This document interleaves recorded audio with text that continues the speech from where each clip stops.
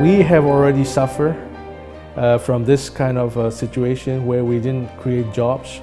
We would just leave out of the country. So this is where we became the largest source for migrant workers within Southeast Asia. So we have 45 million migrant workers living in Thailand and Malaysia, and then also Singapore, and to earn income. So if we can't do that, they will become migrant workers. This has been our previous mistakes where everything has been set by the state without looking carefully into what are the market trends.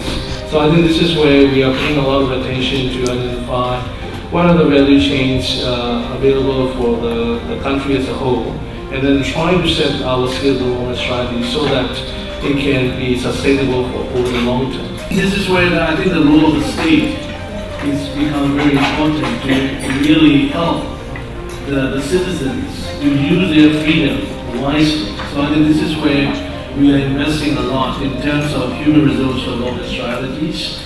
This is where we are now setting up a kind of a natural resource fund that can tie to the human resource development, so that whatever that we can accumulate out of the natural resource revenues can be linked to the human resource development. So essentially we can replace the human resources to the natural resources in order to achieve the economic growth which can be inclusive and sustainable. As a latecomer, we need to learn a lot from others.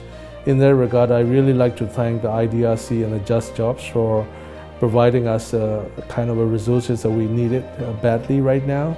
For instance, like in our negotiations, and my think tank being the facilitator of these negotiations, we are being helped by the more far-sighted policies of the IDRCs and then the Just Jobs for helping us to have a kind of a knowledge and expertise to be able to help in this kind of situations.